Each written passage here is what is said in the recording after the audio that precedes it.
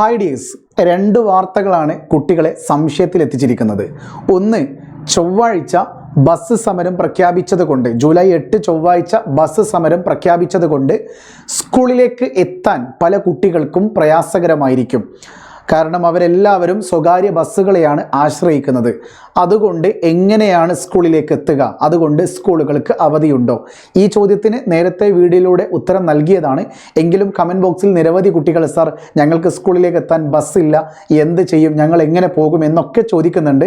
പ്രിയപ്പെട്ട കുട്ടികൾ മനസ്സിലാക്കേണ്ടത്, കേരളത്തിൻ്റെ പൊതുവിദ്യാഭ്യാസ വകുപ്പ് അല്ലെങ്കിൽ സർക്കാർ, ഇനി അല്ലെങ്കിൽ കളക്ടർ ഒക്കെ ഒരു അവധി പ്രഖ്യാപിക്കണമെങ്കിൽ നമ്മുടെ KSRTC ബസ്സുകൾക്ക് എന്ത് ചെയ്യണം? പണിമുടക്കേണ്ടി വരും. അല്ലെങ്കിൽ KSRTC ബസ്സുകൾ പ്രവർത്തിക്കാതിരിക്കണം. ഹർത്താലിലൊക്കെ കാരണത്താലോ ബന്ദ് കാരണത്താലോ ഇത്തരം സർക്കാരിൻ്റെ KSRTC ഓടാതിരുന്നാലാണ് പെട്ടെന്ന് അവധി ലഭിക്കാറുള്ളത്. ഇത് സ്വകാര്യ ബസ്സുകളായതുകൊണ്ടും സ്വകാര്യ സംഘടനകളുടെ പണിമുടക്കായതുകൊണ്ടും കേരളത്തിലെ സ്കൂളുകൾക്ക് നേരിട്ട് അവധി നൽകില്ല. സ്കൂളുകൾ തുറന്ന് പ്രവർത്തിക്കുക തന്നെ ചെയ്യും. ജൂലൈ 8 ചൊവ്വാഴ്ച കുട്ടികൾക്ക് ക്ലാസ് ഉണ്ട്. അപ്പോൾ വീണ്ടും നിങ്ങൾ ചോദിക്കും, സാർ അപ്പോൾ ഞാൻ എങ്ങനെയാണ് സ്കൂളിലേക്ക് എത്തുക? നിങ്ങളുടെ ക്ലാസ് ടീച്ചറോട് നിങ്ങൾ പറയുക, മിസ്സേ ഞങ്ങൾ ഇങ്ങനെയാണ് വരാറുള്ളത്, ബസ്സിലാണെന്ന് മിസ്സിന് അറിയാമല്ലോ, അപ്പോൾ ഞാൻ എന്ത് ചെയ്യണം? അപ്പോൾ മിസ്സ് നിങ്ങൾ എങ്ങനെയും വരണം എന്നൊന്നും പറയില്ലല്ലോ. ഓക്കെ, അതെന്തായാലും സാഹചര്യങ്ങൾക്കനുസൃതമായിട്ട് നിങ്ങൾ ചെയ്യുക എന്നത് തന്നെയാണ്. അത് നിങ്ങളുടെ ടീച്ചറുമായിട്ട് ആലോചിച്ച് ചെയ്യുക, അല്ലാതെ അതിന് മറ്റൊരു സൊല്യൂഷൻ ഇല്ല. നാളെ കേരളത്തിലെ സ്കൂളുകൾ പ്രവർത്തിക്കുക തന്നെ ചെയ്യും. ഇതാണ് ഔദ്യോഗിക തീരുമാനം എന്ന് പറയുന്നത്. 2, മറ്റന്നാൾ അതായത് ബുധനാഴ്ച ജൂലൈ 9 ദേശീയ പണിമുടക്കാണ്. അതുകൊണ്ട് പൊതുവെ എല്ലാ അധ്യാപകരും ഒക്കെ എനിക്കറിയാവുന്ന അധ്യാപകരോടൊക്കെ ചോദിച്ചപ്പോൾ അവരൊക്കെ പറയുന്നത് സ്കൂളുകളുടെ പ്രവർത്തനത്തെ ബാധിക്കുമെന്ന് തന്നെയാണ്. കാരണം ദേശീയ പണിമുടക്ക് എന്ന് പറയുമ്പോൾ അതിൽ ഗതാഗത നിയന്ത്രണങ്ങൾ ഉണ്ടാവും.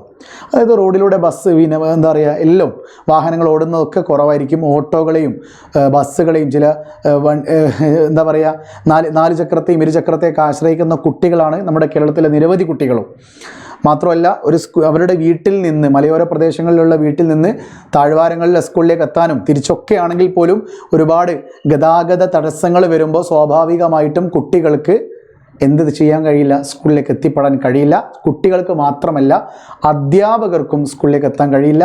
ഈ ദേശീയ പണിമുടക്കിൽ സ്കൂളിലെ ബസ് ഡ്രൈവർമാരും ഇതിനോട് പങ്കുചേർന്നാൽ ബസ് പ്രവർത്തിക്കുകയില്ല. അതൊരു ദേശീയ പണിമുടക്കാണ്. അതുകൊണ്ട് തന്നെ ബുധനാഴ്ച സ്കൂളുകളുടെ പ്രവർത്തനത്തെ ബാധിക്കും.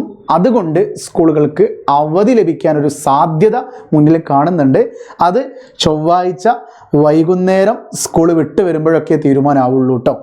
ഓക്കെ, അവധി നേരിട്ട് പറയൂല. പണിമുടക്ക് കാരണത്താൽ ഇപ്പോൾ നിങ്ങളുടെ സ്കൂൾ, ഫോർ എക്സാമ്പിൾ ഞാൻ നിൽക്കുന്ന സ്ഥലത്തൊരു സ്കൂളുണ്ട്. ആ സ്കൂളിലേക്ക് ഭൂരിഭാഗം കുട്ടികളും ഇത്തരം